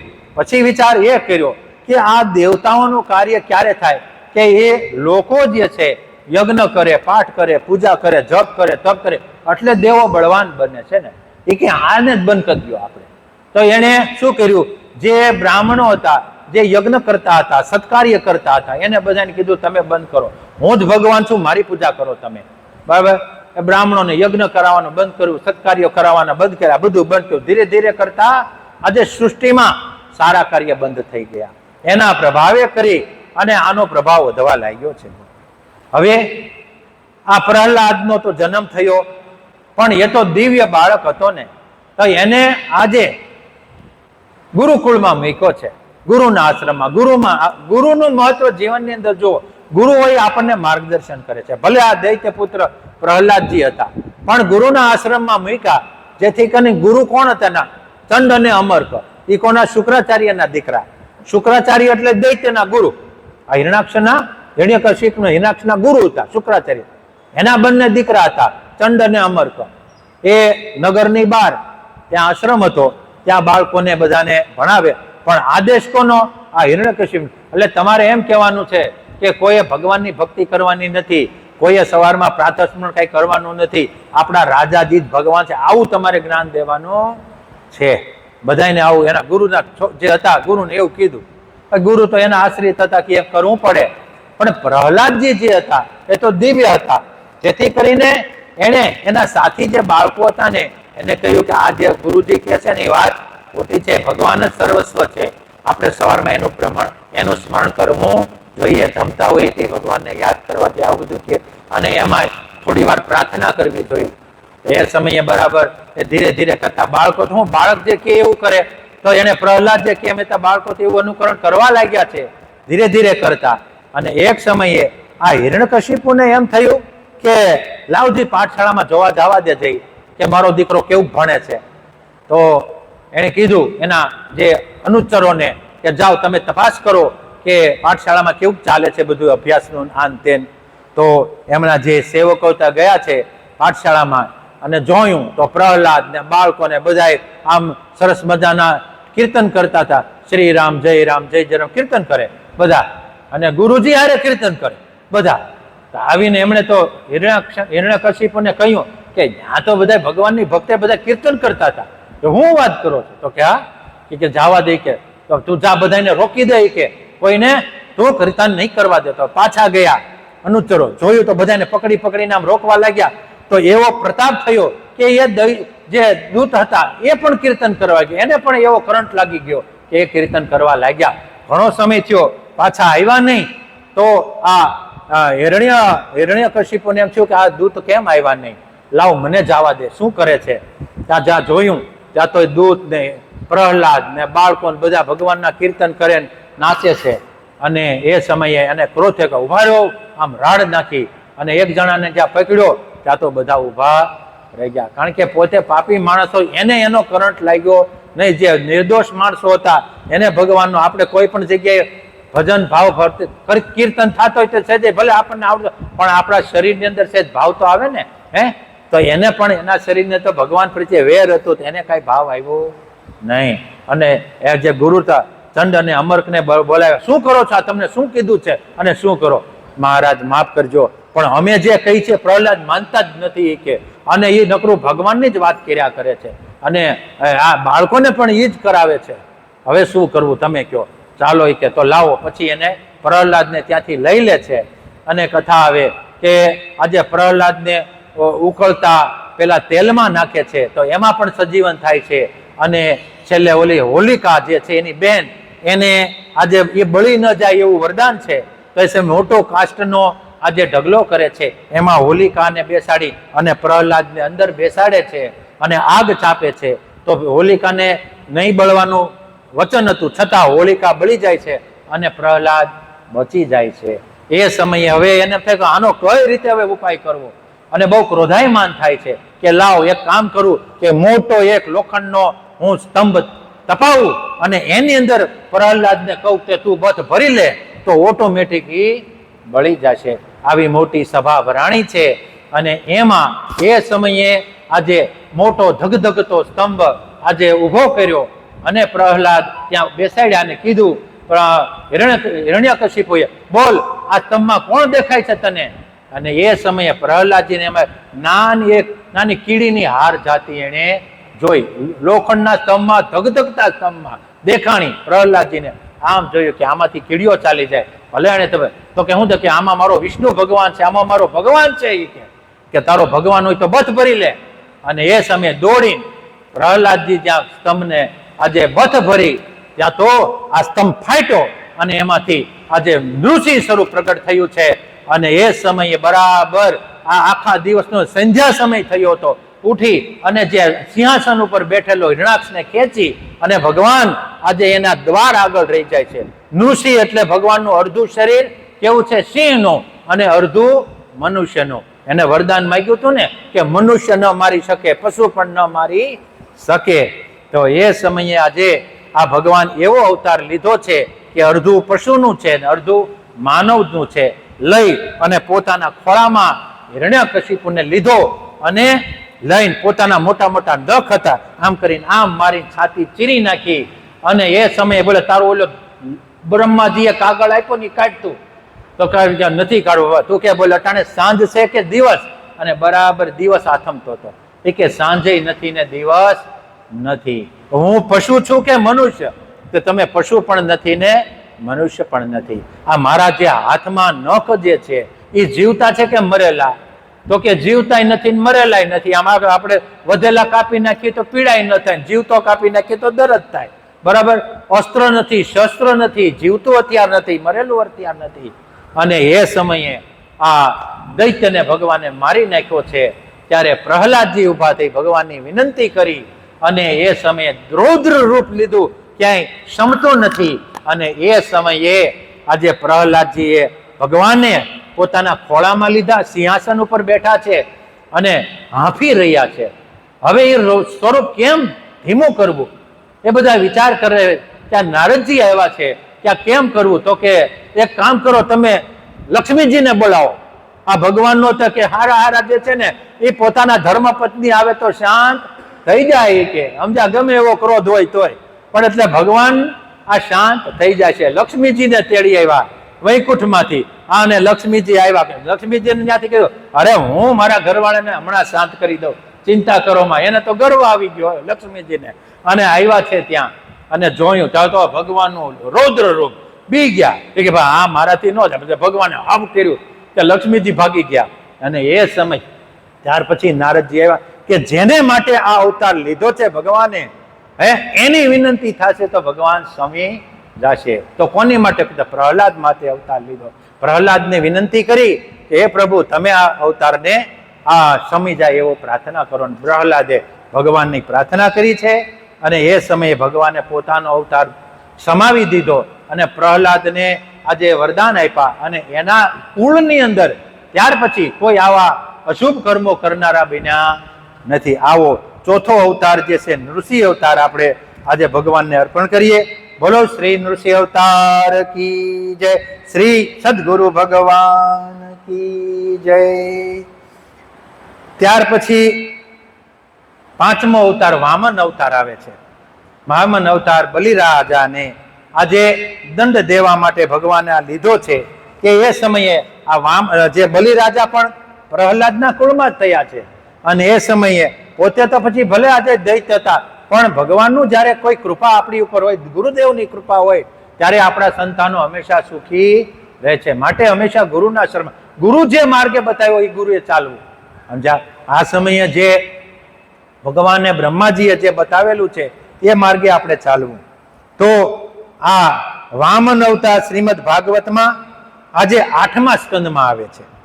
ઓલો 7મામાં તો 8મામાં છે. એટલે મેં તમને પહેલા કીધું કે ક્રમ જે ભાગવતજીની અંદર વ્યાસ ભગવાને શું કર્યું, જ્યારે જે જરૂર હતી એ કથા પરીક્ષિત રાજાને કહ્યું. એવું ક્રમમાં કીધી એવું નથી, અવતાર ક્રમમાં છે બધા, પણ ભાગવતજીની અંદર એનો ક્રમ જુદો જુદો છે. તો આ જે કથા જે છે ભાગવતજીની 8મા સ્કંદની કથા છે. હવે એક સમયે આ બલિરાજા રાજ્ય કરતા હતા. મેં તમને વાત કરી એના ગુરુ હતા શુક્રાચાર્ય, અને એણે બલિરાજાને કહ્યું કે તમે 100 યજ્ઞ એવા કરશો જેથી તમે ઇન્દ્રનું પદ તમને કાયમી મળી જશે. એ કે એવું? તો કે હા. તો ભૃગુ વંશના બ્રાહ્મણોને, ભૃગુ એટલે ભગવાન શુક્રાચાર્ય છે ને ભૃગુના દીકરા છે, ભૃગુ ઋષિના દીકરા છે. એટલે એ વંશના જે બ્રાહ્મણો હતા એને બોલાવ્યા અને બલિરાજાએ આ યજ્ઞ કરાવ્યો છે. 99 યજ્ઞ પૂરા થઈ ગયા, હવે એક યજ્ઞ બાકી રહ્યો છે.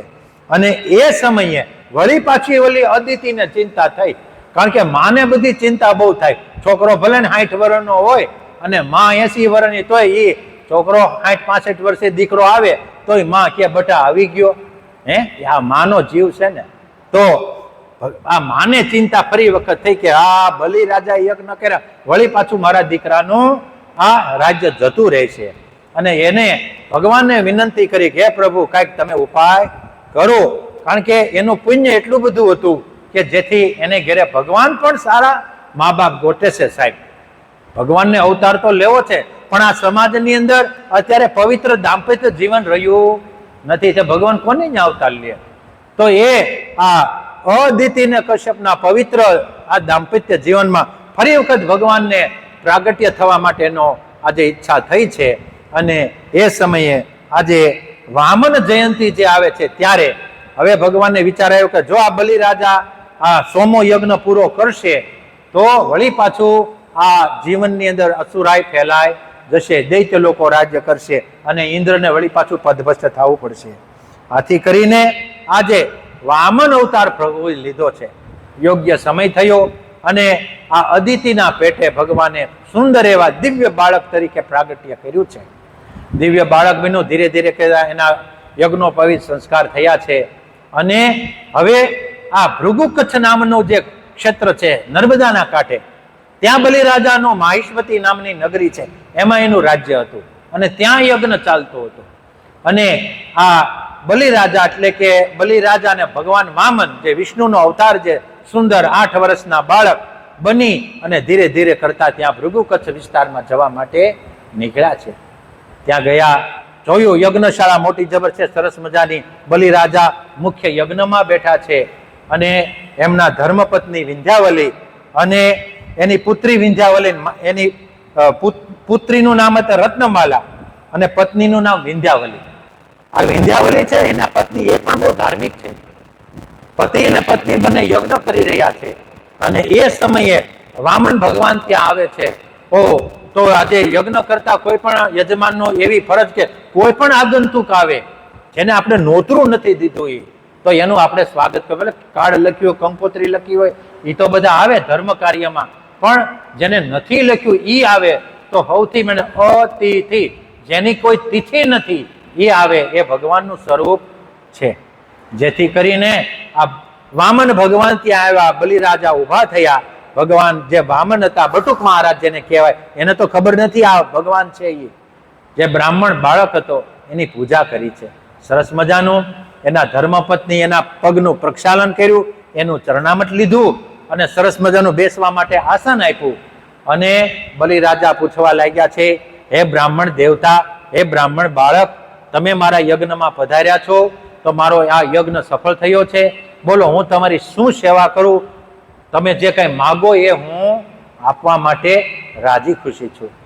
ત્યારે આ વામન ભગવાન સ્વરૂપ છે બટુકે કહ્યું કે ભાઈ મારે કશું જરૂર નથી, પણ મારે શું જરૂર છે? હમણાં એક વખત હું સંધ્યા કરતો હતો તે મારે કે એક જગ્યાએ, મારે તો પોતાનું મકાન કે કાંઈ છે નહીં, પણ એક જગ્યાએ હું બેઠો, બાર રાત રોકાણો તો ત્યાંથી બીજાના ઓટલા ઉપર સંધ્યા કરતો હતો. ઘરધણી આવ્યા અને મને ત્યાંથી ઉઠાડી મૂક્યો. તો 3 ડગલા મારી પોતાની જમીન હોય ને તો હું નિરાતે સંધ્યા પૂજા કરું, ભક્તિ કરું, મારે બીજું કાંઈ જોતું નથી. અરે બટુક મહારાજ, તમે આટલું જ માગ્યું, 3 નહીં, તમે એક ખંડ માગી લો અથવા ભૂમિ માગી લો, ગમે એટલું માગી લો, આ આખી પૃથ્વીનું મારી પાસે રાજ્ય છે. નહીં નહીં મહારાજ, મારે તો 3 ડગલા જમીન જોઈ છે.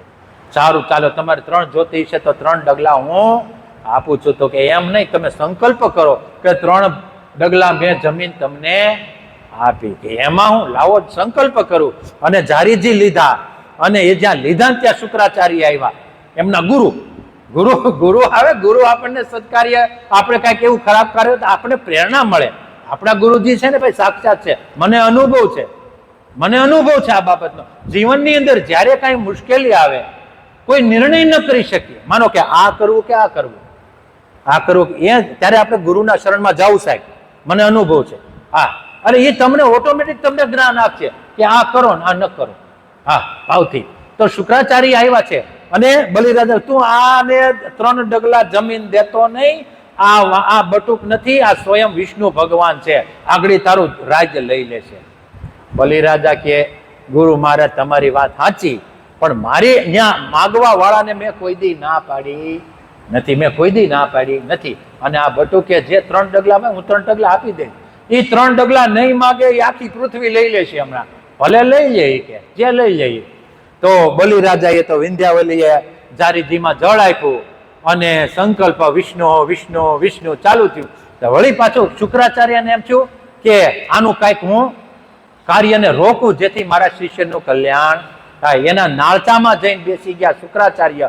એ સમયે ભગવાને દર્ભની હળી લઈ અને એ નાળચામાં નાખી. શુક્રાચાર્યની આંખ ફૂટી ગઈ અને એમાંથી જળ નીકળ્યું. હોનીને કોઈ ટાળી શકતું નથી. સાહેબ, આપણી જયારે અમુક વર્ણિત નિર્ણયો જેવા લઈ, આપણને ખબર જ નથી હોતી કે આનું પરિણામ સારું આવશે કે ખરાબ, પણ એ પ્રેરણા આપણને ઈશ્વર કરે. જે કંઈક થોડું ઘણું કષ્ટ ભોગવવાનું હોય એવા આપણે નિર્ણય લેતા હોઈએ છીએ. તો એ સમયે શુક્રાચાર્યનું માન્યું નહીં, એટલે શુક્રાચાર્ય બલિરાજાને શ્રાપ, જા તું લક્ષ્મીથી પદભ્રષ્ટ થઈ જાય અને આ ભૂમિથી ભ્રષ્ટ થઈ જાય. એમ તો ગુરુને ગમે એમ તો એના શુક્રાચાર્ય શ્રાપ લાગી ગયો. એ સમયે જારીજી લીધા, સંકલ્પ કર્યો, 3 ભૂમિ દાનમાં આપી. બોલો બટુક મહારાજ, બોલો તમે 3 ભૂમિ લઈ લ્યો. અને એ સમયે ભગવાન વામનમાંથી વિરાટ વિરાટ થવા લાગ્યા છે. જેવા આજે ગીતાજીમાં ભગવાને અર્જુનને વિરાટ સ્વરૂપના દર્શન કરાવ્યા છે, એ જ ભગવાને વિરાટ સ્વરૂપ લીધું અને પોતાનું પહેલું ડગલું લઈ આખી પૃથ્વીને માપી લીધી. બીજું ડગલું લઈ ઉપર આકાશ પાતાળ બધા બ્રહ્માંડોને માપી લીધા. ત્યારે આ વામન ભગવાન બલિને કહેવા, હવે 3 ડગલા આપી છે, આ 2માં બધું મારે મપાઈ ગયું, ત્રીજું બોલ ક્યાં આપું? ત્યારે બલિરાજા કહે કે આ દેહ રૂપી જે પૃથ્વી જે છે ને પ્રભુ, એ પણ તમારી જ છે, બરાબર, મારા માથા ઉપર પગ મૂકી દો તમે અને મને શરણાગતિ આપો. ખબર પડી ગઈ વાલી ભગવાન છે આ એમ.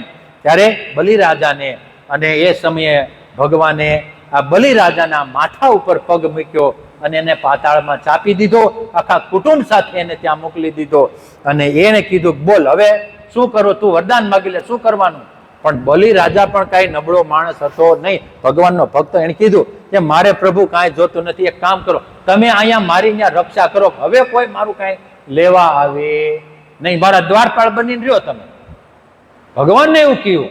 તો ભગવાન આજે પાતાળની અંદર બલિરાજાના રાજ્યમાં એના દ્વારપાલ બનીને રહેવા લાગ્યા છે. અને ભગવાને ફરી વખત આ પૃથ્વીનું વગેરેનું રાજ્ય જે કાંઈ હતું ઇન્દ્ર વગેરેને દેવતાઓને પાછું આપ્યું અને ભગવાન એના દ્વારપાલ બનીને ત્યાં રહેવા ગયા છે. વૈકુંઠમાં હવે દિવસો ઘણા વીતી ગયા. લક્ષ્મીજી રાહ જોવે કે આ પ્રભુ કેદારનાથ ક્યારના ગયા છે, કાંઈ આવ્યા નહીં. અને એ સમયે નારદજી નારાયણ નારાયણ કરતા વૈકુંઠમાં જાય છે. માતા લક્ષ્મીજી જય હો માં, કેમ છો, કેમ મારા પ્રભુ દેખાતા નથી હમણાં? એને તો ખબર જ હોય, નારદજીને તો બધી. માતાજી ચિંતા કરવા લાગ્યા, ખબર નહીં ઘણા સમયથી ગયા છે પણ અહીં આવ્યા જ નથી, હું એની રાહ જોઉં છું. નારદજી કે એ બલિરાજાને ત્યાં ગયા હતા, 3 ડગલામાં આખી પૃથ્વી પાતાળ બધું માપી લીધું અને અત્યારે બલિરાજાના પાતાળમાં એના દરબારની અંદર ત્યાં દ્વારપાલ થઈને નોકરીમાં લાગી ગયા છે. શું કરવું હવે? એક કામ કરો તમે કે બલિરાજાના બેન બનીને જાઓ અને સુંદર સુંદર મજાની રાખડી બાંધો અને પાછા તમારા પતિને અહીંયા લ્યો. એમ બલિરાજા તમને કે બેન મારે બોલ શું આપું તને? તો કહેજો મારે કાંઈ જોતું નથી, આ તે તારા જે દ્વારપાલ છે ને એ મને આપી દે, એ મારા પતિ છે. લક્ષ્મીજી તો સુંદર એવું બ્રાહ્મણીનું રૂપ લીધું, રાખડી લીધી અને ગયા છે પાતાળમાં. બલિરાજાના દરબારમાં ગયા અને કીધું કે મારે કોઈ હગો ભાઈ નથી, મારે તમને ભાઈ કરવા છે. બલિરાજા કે આવો આવો બેન, આવો આવો, હું જે લાવો રાખડી, રાખડી બાંધો. બોન બેન તારે ત્યાં હું છે નો હોય મને કે તને કે ઓલો દ્વારપાલ છે ને એ જ મારી ત્યાં નથી, મારો ઘરવાળો છે, તમે એને છૂટા કરો. અને એ સમયે બલિરાજાએ ભગવાનને ત્યાંથી છૂટા કર્યા. ફરી વખત ભગવાન વૈકુંઠમાં સ્થાન પામ્યા. આ રીતે વામન અવતારની કથા આપણે કરી. બોલો શ્રી સદગુરુ ભગવાન કી જય. ત્યાર પછી પરશુરામ અવતારની કથા. સહસ્ત્રાર્જુન કામધેનુના લીધે આજે ભગવાનને આ અવતાર લેવો પડ્યો હતો. સહસ્ત્રાર્જુન શ્રીમદ ભાગવતમાં 9મા સ્કંદની કથા છે સાહેબ, 15મા અને 16મા અધ્યાયની કથા છે. જમદગ્નિ નામના ઋષિ હતા અને રેણુકા નામના એના ધર્મપત્ની હતા. દિવ્ય ભગવત પરાયણ હતા બંને જણા. અને એને જે પુત્ર થયા એમાં સૌથી નાનો હતો એનું નામ પરશુરામ હતું. અને એ સમયે હય વંશ હતો, હય વંશ. એનો રાજા હતો સહસ્ત્રાર્જુન. એક વખત શું થયું, એનો એ સૈનિકોને આ બધાને લઈ અને જમદગ્નિના આશ્રમ તરફથી નીકળ્યો. અને એ સમયે એણે આજે આ જમદગ્નિએ આ બધા સૈનિકો સહસ્ત્રાર્જુન એનું બધાનું સ્વાગત કરવા માટે ત્યાં બોલાવ્યું. હાલો તમે કઈ ચા પાણી કે ફળ ફળાદી લઈને નીકળો અહીંથી. જોયું તો હજારો સૈનિકો. અને આશ્રમ તો તમને ખ્યાલ છે પેલા તો જંગલમાં આશ્રમ હોય, એમાં કઈ સગવડ હોય નહીં. પણ જમદગ્નિ પાસે કામધેનુ નામની ગાય હતી કે જે સંકલ્પ કરો ત્યાં બધું તમને મળે. એમ આપણે કહીએ કે 1000 માણસોનું અહીં લાડુ આપી દો એટલે આપી દો, 1000 માણસોનું તમે અહીંયા આપી દો, ફળ આપી દો, એનું નામ કામધેનુ કહેવામાં આવે છે. તો આ કામધેનુ ગાયના પ્રતાપથી આ જમદગ્નિએ આ સહસ્ત્રાર્જુનના જેટલા કઈ સૈનિકો બધા હતા એવો સરસ મજાનું સ્વાગત કર્યું. ખૂબ સહસ્ત્રાર્જુન તો ખુશ થઈ ગયો, આવું તો હું રાજા છું તોય મારી ઘેરે આટલું સુખ નથી. મને એમ લાગે છે કે આ શું છે. એટલે જમદગ્નિ પાસે ગયા કે આ બધું તમે કઈ રીતે કર્યું? તો કે અમારી કામધેનુ ગાય છે ને એના પ્રભાવે મેં કર્યું. તો કે એક કામ કરો, ગાય મને આપી દો, તમે તો ઋષિ છો, તમારે શું કરવાનું? તમે તો અહીં આશ્રમમાં જંગલમાં રહેવાનું, મારે આ બધાની જરૂર પડે. જમદગ્નિ કે એ તારે લાયક નથી, એ મારે કોઈને દેવાય નહીં. ના પડી તો આ તો ભાઈ રાજા વાજાને વાંદરા કહે ને એના મગજમાં આવે એમ કરે. તો જમદગ્નિના આશ્રમમાંથી જબરજસ્તી ગાય લઈને જતા રહ્યા. બરોબર, હવે ગાય લઈને જતા રહ્યા જેથી કરીને પરશુરામજી સાંજે આવ્યા, જોયું કે ગાય ક્યાં ગઈ? તો કે ઓલો લઈ ગયો હોય કે સહસ્ત્રાર્જુન જબરજસ્તી. અને પરશુરામ ફરસું લઈને ગયા છે પાછળ. અને ત્યાં સહસ્ત્રાર્જુન અનેક સૈનિકો હતા, એનું ઘોર યુદ્ધ કર્યું ભયંકર. અને સહસ્ત્રાર્જુન બધાનો નાશ કરી દીધો અને ગાયને લઈને પાછા આવ્યા. અને જમદગ્નિ મહારાજે કહ્યું, દીકરા આપણે બ્રાહ્મણ કહેવાય, આ રીતે કોઈની હત્યા કરાય નહીં. અને તો તું એક કામ કર, આના પાપના પ્રાયશ્ચિત માટે 1 વર્ષની યાત્રા કરવા વયો જા. પરશુરામ કે જે આપની આજ્ઞા પિતાજી. અને પરશુરામ આજે ત્યારે યાત્રા કરવા જાય છે. આ બાજુ સહસ્ત્રાર્જુનના જે દીકરાઓ હતા એને અતિ ક્રોધ આવ્યો અને પાછા એના દીકરાઓ આવ્યા અને આ જમદગ્નિ ઋષિનું માથું કાપીને જતા રહ્યા. તો રેણુકા જમદગ્નિની પત્ની ને પરશુરામની માતા એ આજે રડવા લાગી છે અને 14 વખત છાતી કૂટી એને, સમજ્યા? જેથી કરીને પરશુરામ આવ્યા ને એટલા વખત એને ક્ષત્રિય વિહોણી આ પૃથ્વીને કરી દીધી. જેટલી વાર એની માતાએ છાતી કૂટી હતી એટલી વાર. અને સરસ મજાની એ કથા રામ અવતારમાં. અને પરશુરામ પણ આજે ચિરંજીવી છે, વિંધ્યાચલ પર્વતમાં વસે છે. અને આપણે એમનું પણ આ અખાત્રીજ જેને કહીએ છીએ, પરશુરામ જયંતિ આવે છે દર વર્ષે. તો પરશુરામ ભગવાન એટલે સ્વયં વિષ્ણુનો અવતાર છે. એના ચરણોમાં વંદન કરી, ગુરુદેવના ચરણોમાં વંદન કરી અને છઠ્ઠો અવતાર પરશુરામ અવતાર. બોલો શ્રી સદગુરુ ભગવાન કી જય. ત્યાર પછી 7મો એટલે રામ અવતાર. દશરથ રાજા, એને સંતાનો હતા નહીં, જેથી કરીને આજે જો આ રામાયણમાં પણ કેટલું ગુરુનું મહત્વ આવે છે. વશિષ્ઠ મહારાજ જે છે એ પધારે છે અને એને પુત્ર માટે આજ્ઞા કે પુત્ર કામેષ્ઠી યજ્ઞ કરે છે. અને એના થકી આજે એ યજ્ઞ થકી, પ્રતાપ થકી, ગુરુના કહેવાથી આજે મોટી ઉંમર થઈ ગઈ હતી દશરથ રાજાની. અને એ સમયે આજે ભગવાન એની ત્યાં પ્રાગટ્ય થાય છે. દશરથ રાજા જે છે એ પૂર્વજન્મની અંદર એક બ્રાહ્મણ હતા અને એ સમયે રોજ વિષ્ણુ સહસ્ત્ર કરે. વિષ્ણુ સહસ્ત્ર સાહેબ કરવાનું બહુ મહત્વ છે, બરાબર? ગુરુદેવના પુસ્તકમાં પણ બતાવેલો છે, વિષ્ણુ સહસ્ત્ર કરો તમે, કાંઈ નહીં તો ભલે આપણા તો ઈષ્ટદેવ ભગવાન ભોળાનાથ છે, બરાબર? પણ ભોળાનાથ વિષ્ણુ ભગવાનનું સ્મરણ કરે, રામનું સ્મરણ કરે. રામ આજે શિવજીનું સ્મરણ કરે છે. તો એ રીતે વિષ્ણુ સહસ્ત્ર રોજ એક બ્રાહ્મણ કરે અને એનો એક દિવસ એને તાવ આવે છે અને તાવને કહે છે કે ભાઈ તું આજે રોકાઈ જા, હું એક ભગવાનને નમન કરતો આવું પછી આવું. છેલ્લી વખત એ બ્રાહ્મણ વિષ્ણુ જે હતા વિષ્ણુ સહસ્ત્ર કરીને જાય છે. ભગવાનને કહે હવે હું પાછો આવીશ નહીં, તાવ આવી ગયો છે અને મારું મૃત્યુ થઈ જાય છે.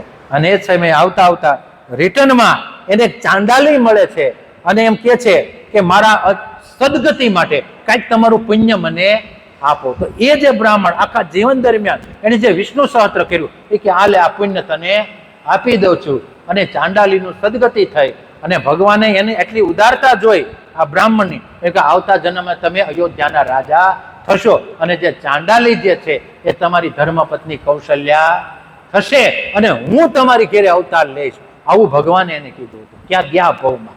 તો એ રીતે આ દશરથ રાજા બન્યા, કૌશલ્યા રાજા બન્યા છે. અને એને ત્યાં રામ તરીકે આજે યજ્ઞ કર્યો, પુત્ર કામેષ્ઠી યજ્ઞ કર્યો. અને 4 દીકરા રામ, લક્ષ્મણ, ભરત અને શત્રુઘ્ન એમને ત્યાં પ્રગટ થયા છે. રામ એટલે મર્યાદા પુરુષોત્તમ કહેવામાં આવે છે. ભગવાન રામનો પ્રાગટ્ય ચૈત્ર મહિનાની નોમને દિવસે થયું છે. સરસમાં નોમ એ તિથિ એવી છે કે તે દિવસે કોઈ પણ કાર્ય આપણે કરીએ તો સફળ થાય છે. એવું ભગવાને અવતાર વિપ્ર ધેન સુર સંત હિત લિન્ય મુજ અવતાર નિજ ઈચ્છા નિર્મત તનો પાપ ગુણ ગયો ગાય. ભગવાને બ્રાહ્મણોની કૃપા માટે, બ્રાહ્મણોની રક્ષા માટે, વેદોની રક્ષા માટે, સમાજની સંસ્કૃતિની રક્ષા માટે રામનો અવતાર લીધેલો છે. રામે વનની અંદર અનેક પ્રકારના આજે કાર્યો કર્યા છે. જે દૈત્ય વગેરેનો નાશ કર્યો, પિતાના વચનનું પાલન કર્યું છે. આ રામ જે રામાયણ છે આખી આપણે જીવન જીવવાનો આપણને ઉપદેશ આપે. શાસ્ત્રમાં કીધું કે ભાગવતજી છે એ આપણને મરતા શીખવાડે અને રામાયણ આપણને જીવતા શીખવાડે. બરાબર? કેમ જીવવું, માતા પિતા સાથે કેમ જીવવું, ભાઈઓ સાથે કેમ રહેવું, બહેન સાથે કેમ રહેવું, પત્ની સાથે, સમાજ જ્યાં સુધી કે તમે રાજા હો તો રાજા પ્રજાની સાથે કેમ રહેવું એ પણ રામાયણમાં બતાવેલું છે. પોતાના પુત્રો માટે બધું. તો આવું સરસ મજાનું રામાયણ જે છે એને તો સાહેબ આનો તો કોઈ પાર જ નહીં. 9 દી ઓછા પડે રામની કથા કરવામાં, 9 દી ઓછા પડે. પણ સંક્ષિપ્તની અંદર રામચરિત માનસની જે કથા છે એ ભગવાનને આપણે અર્પણ કરીએ. બોલો શ્રી રામચંદ્ર ભગવાન કી જય, સદગુરુ ભગવાન કી જય. ત્યાર પછી ભગવાનનો કૃષ્ણ અવતાર થયો છે. દેવકીના કુખે ભગવાને જન્મ લીધો. તો દેવકી અને વસુદેવ કથા બહુ જાણીતી છે. આપણે મામા કંસ ને માર્યો અને શ્રીમદ ભાગવતમાં આ 10મા સ્કંદની કથા છે. બહુ જ ઓટે વિસ્તાર, આમાં કઈ આ 7 દિવસમાં કથા આપણે કરી શકીએ નહીં. એટલી ભગવાન કૃષ્ણનું ચરિત્ર એટલે અતું કરુણ ચરિત્ર. આપણે સાહેબ કૃષ્ણ ભગવાને ક્યાંય આનંદ કરતા જોયા નથી. ભાગવત હોય, ગીતા છે, કાંઈક ને કાંઈક બિચારા તકલીફ જ હોય, સોલ્યુશન કરવાનું. સમજ્યા? કાંઈક ને કાંઈક સોલ્યુશન. પણ કે એનો અવતાર જ એવો થયો. 125 વર્ષનો આયુષ કૃષ્ણ ભગવાન નહોતું. સમજ્યા? હજી 4 દિવસના હતા ત્યાં આજે ઓલી પૂતનાનો વધ કર્યો. બરાબર? સૌથી પહેલા ત્યાંથી જ શરૂ થયું છે એનો. તો છે ખુદીન છેલ્લે સૌધાન ગમન જે ગયા પ્રાચીમાં આપણે ત્યાં સુધીની કથાની આપણને ખબર છે. તો એ સમયે આજે કંસ રાજા ખૂબ અભિમાની હતો અને એ સમયે એને આખા યદુવંશને ખૂબ ત્રાસ આપ્યો હતો. અને એ સમયે એના બહેન અને બનેવી દેવકી ને વસુદેવ એના આજે બેનના લગ્ન થાય છે અને એને રથમાં મૂકવા જાય છે. ત્યારે આકાશવાણી થાય કે હે કંસ, તું જે બેનને મૂકવા જા છો એનો 8મો ગર્ભ તારો નાશ કરશે.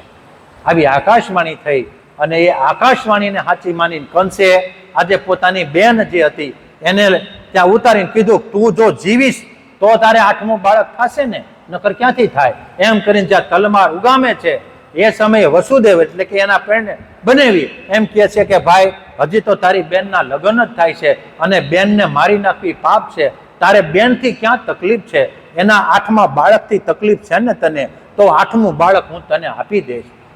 કંસ કે એ વાત સાચી, મારે આ સ્ત્રીની હત્યા, બેનની હત્યા કરવી નહીં, ચાલો કાંઈ વાંધો નહીં. અને એ સમયે સમય ગયો અને વસુદેવ દેવકીના દાંપત્ય જીવનમાં પ્રથમ બાળકનું પ્રાગટ્ય થયું છે. લઈ વસુદેવ બહુ વચનબદ્ધ હતા, વચન પાલન કરવા વાળા હતા. લઈને કંસના દરબારમાં જાય છે કે લ્યો, આ તમે કીધું હતું આ મારું બાળક હું તમને આપી દઈશ, આ મારે બધા બાળક તમને આપી દેવા છે. બરાબર? ત્યારે કંસ કહે છે કે ભાઈ મારે તો 8મા બાળકથી તકલીફ છે, પહેલા બાળકથી કાંઈ તકલીફ નથી, તાને પાછું જતો રહેતો લેતા જાઓ. એ સમયે દેવતાઓને એમ થયું કે આ પાપ નહીં કરે તો આનું આજે ભાથું ભરાશે નહીં, કારણ કે પાપ કરે તો એનો અંત આવે ને. નારદજીને પ્રેરણા કરી તમે જાઓ અને એને કહો કે કંઈક આમાં એ કંઈક આગળ વધે. તો નારદજી આવ્યા છે કંસના દરબારમાં અને કહ્યું કે કંસ કેમ છો, કુશળ સમાચાર પૂછ્યા. તો કે હા, કે મેં સાંભળ્યું કે હમણાં તારા બેનને એક દીકરો આવ્યો ને તે પાછો મોકલી દીધો. તો કે હા મહારાજ, મારે તો 8મા બાળકથી તકલીફ છે, મારે પહેલાથી ક્યાં તકલીફ છે? કે તું સમજતો નથી, 8મું તો પહેલેથી ગણવું કે છેલ્લાથી? એમાં બધા કોઈ એમ કે પહેલો હોય તો કે આ તો 8મો છે, છેલ્લો હોય તો કે આ તો 8મો છે. કે એ વાત સાચી હોય કે સારું પહેલું છેલ્લું છે. પાછા વસુદેવને લાવો એ કે ઓલો દીકરાને લઈને અને દિવાલમાં પછાડીને મૃત્યુ કરે. કે હવે શું કરવું? તો કે એક કામ કરો, તમારી ત્યાં કઈ જન્મી જાય એનું કઈ નક્કી નહીં, ક્યાંક તમે મૂક્યા હો તો મને ખબર પડે નહીં, તો તમે 2 જણાને આ કારાગૃહમાં બંધ કરું, મારી સામે જ રહ્યો તમે, અને જેવું બાળક જન્મે ત્યારે તમારે સૂચન કરવું. અને એ સમયે વસુદેવ દેવકી કારાગૃહમાં બંધ થઈ ગયા, એક પછી એક, 1 2 3 4 5, અને જ્યાં 7મો ગર્ભ રહ્યો ત્યારે એમાં માયા નામની ભગવાનની જે માયા હતી ગર્ભમાં આવે છે. અને એ સમયે રોહિણી, વસુદેવના બીજા પત્ની રોહિણી જે છે એ નંદ બાબાને ત્યાં રહેતા હતા.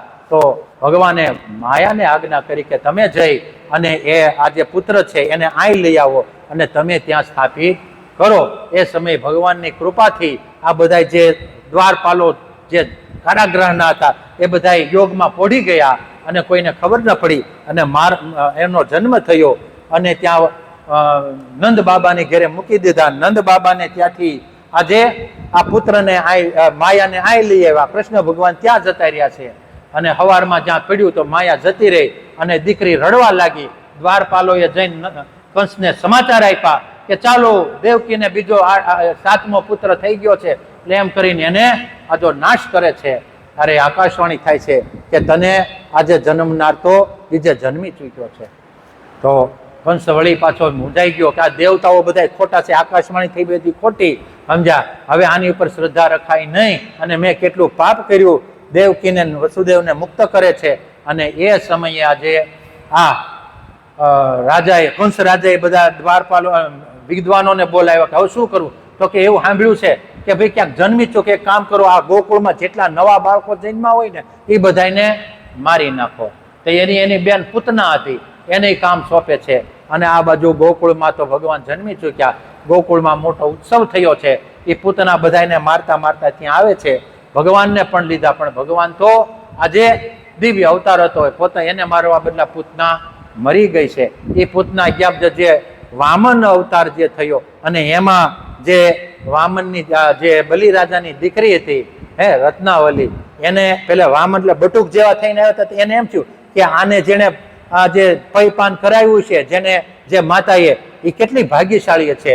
અને પછી જાણે વામન મોટા મોટા વિરાટ રૂપ લઈ લીધું, ત્યારે એને આને તો મારી નાખવો જોઈ. એટલે ભગવાન એની બે ઈચ્છા પૂરી કરી. એ દ્વાપર યુગમાં સૌથી પહેલા એ પોતે આજે એને દૂધ પાવા માટે લઈ ગઈ છે પોતાનું, તો એ ભગવાને એની છાતી ઉપર બેઠા છે, દૂધ પાન કરે, વિષને છાતી ઉપર બધે વિષ લગાવેલું હતું, પણ ભગવાને તો એના પ્રાણને ચૂસી લીધા અને એને જ મારી નાખી. તો એને ભગવાનની એ પણ બધું પૂરું કર્યું છે. આવું કૃષ્ણ ભગવાનનું તો ચરિત્ર છે, એ આપણે એને પાર નથી પામી શકીએ એમ. પણ સૌથી પ્રથમ જ્યારે આ અંદાજિત 5300 વર્ષ પહેલા ભગવાન સ્વધામ ગયા, ત્યારથી કલયુગનો પ્રારંભ થયો છે. અને આ કૃષ્ણ ચરિત્રની કથા આપણે આજે ગુરુદેવના ચરણોમાં અર્પણ કરીએ. બોલો શ્રી કૃષ્ણ ભગવાન કી જય, શ્રી સદગુરુ ભગવાન કી જય. ત્યાર પછી 9મો અવતાર બુદ્ધ અવતાર. બુદ્ધ અવતાર જે છે ગયાજીમાં થયો છે, આપણને ખ્યાલ છે. આપણા સનાતન હિન્દુ ધર્મ, આપણા ધર્મની અંદર તો આ બુદ્ધ લામા ને એ બધા છે. આપણી આ બાજુ ઓછો પ્રચાર છે એનો, સમજ્યા? તમે ચીન બાજુ ત્યાં જાય તો એ ગયાજી જાઓ ને, તો ત્યાં પણ બહુ સરસ બુદ્ધના મંદિરો છે ગયાજીમાં, તો ત્યાં દર્શન કરજો. બુદ્ધે આ સમાજની અંદર જ્યારે બહુ ચોરી, લૂંટ ફાટ અને અનીતિ વધી ગઈ, ત્યારે ભગવાને એ પ્રાગટ્ય પોતાનું કર્યું છે અને એમાં આ બધાનું દમન કર્યું અને સત્યના માર્ગ ઉપર વાળ્યા બધાને. એ ભગવાનના બુદ્ધ અવતારની કથા છે.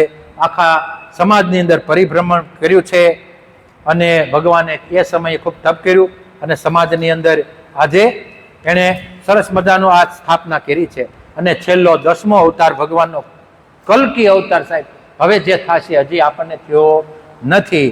એ સંત મહંતોનું એવું કહેવું છે કે ભગવાન કૃષ્ણ સ્વધામ ગયા પછી જ્યારે કલયુગનો આરંભ થઈ જાય છે અને એ સમયે લોકો બધા ઢોંગી બહુ થઈ જાય છે અને લોકોની હાઈટ બહુ ઘટી જાય છે.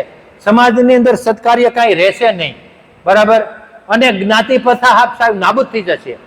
લોકો કે યુવાનો કે યુવતીઓ ગમે ત્યાં એને મન પડે ત્યાં બધે લગ્ન કરવા માંડશે. સંતાનો બધા જે છે એ વર્ણશંકર પ્રજા થઈ જશે અને અંતે સાવ જ્યારે ધર્મની હાનિ થશે ત્યારે કલ્કી અવતાર ભગવાન લેશે. પણ મને લાગે છે કે હજી હમણાં તો ખૂબ ધર્મ છે એટલો બધો, આપણી હાજરીમાં તો કાંઈ ઘટતું નથી એવું લાગે છે. પણ એ રીતે કલ્કી અવતાર જે છે એ દક્ષિણમાં થશે. વિષ્ણુ યશા નામના બ્રાહ્મણને ત્યાં લઈ અને કલ્કી અવતાર રહી અને આ ફરી વખત આ પૃથ્વીની અંદર તે આ ધર્મની સ્થાપના કરશે અને પોતે સ્વધામ ગમન કરશે.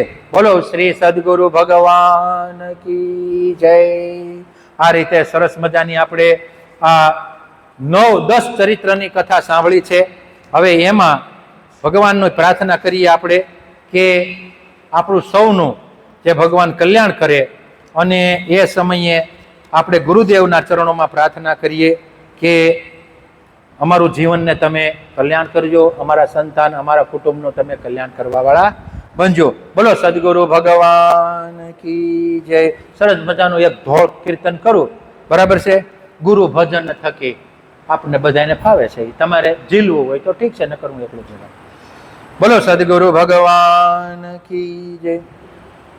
ગુરુ ભજન થકી સર્વે દેવતણું તો ભજન નિત થાય છે. ગુરુ ભજન થકી સર્વે દેવતણું તો ભજન નિત્ય થાય છે. તેના અનુગ્રહથી ત્રિવિધ તણા તાપો વિલાઈ જ જાય છે. તેના અનુગ્રહથી ત્રિવિધ તણા તાપો વિલાઈ જ જાય છે. જેમ કારણ માધ્યે કાર્ય રહે, જેમ કારણ માધ્યે કાર્ય રહે, તેમ ગુરુ માધ્યે સૌ દેવ રહે, તેમ ગુરુ માધ્યે સૌ દેવ રહે. ગુરુ ભજન થકી સર્વે દેવતણું તો ભજન નિત્ય થાય છે. જે મનુષ્ય કાર્ય મુખ્ય ગણી, જે મનુષ્ય કાર્યને મુખ્ય ગણી, તેમાં શ્રદ્ધા કરશે જે ઘણી, તેમાં શ્રદ્ધા કરશે જે ઘણી. તે કોડીની લાલચે ખોશે મણી, તે કોડીની લાલચે ખોશે મણી. ગુરુ ભજન થકી સર્વે દેવતણું તો ભજન નિત્ય થાય છે. મહામુક્ત થયા ગુરુ ભજવાથી, મહામુક્ત થયા ગુરુ ભજવાથી. પામ્યા પદને છૂટ્યા કરવાથી, પામ્યા પદને છૂટ્યા ભરવાથી. તમે પાર કેમ પામો તે ત્યજતી, તમે પાર કેમ પામો તે તજવા. ગુરુ ભજન થકી સર્વે દેવતણું તો ભજન નિત્ય થાય છે. એ વિશ્વવ્યાપક સત્તાધારી, એ વિશ્વવ્યાપક સત્તાધારી. વળી મોક્ષ જનના હિતકારી, વળી મોક્ષ મનના હિતકારી. તેને ભજતા સુખ થાશે ભારી, તેને ભજતા સુખ થાશે ભારે. ગુરુ ભજન થકી સર્વે દેવતણું તો ભજન નિત થાય છે. દેવકો પે ગુરુ રક્ષણ કરશે, દેવકો પે ગુરુ રક્ષણ કરશે. ગુરુ કોપે દેવથી નહીં સરશે, ગુરુ કોપે દેવથી નહીં સરશે. માટે ભજવા શ્રી ગુરુને હરખે, માટે ભજવા શ્રી ગુરુને હરખે. ગુરુ ભજન થકી સર્વે દેવતણું તો ભજન નિત્ય થાય છે. ગુરુ ભવ પાપરી તે રાખીને, ગુરુ સ્વરૂપમાં પ્રીતિ રાખો રે. તેના કૃપા કટાક્ષનો રસ ચાખો, તેના કૃપા કટાક્ષનો રસ ચાખો.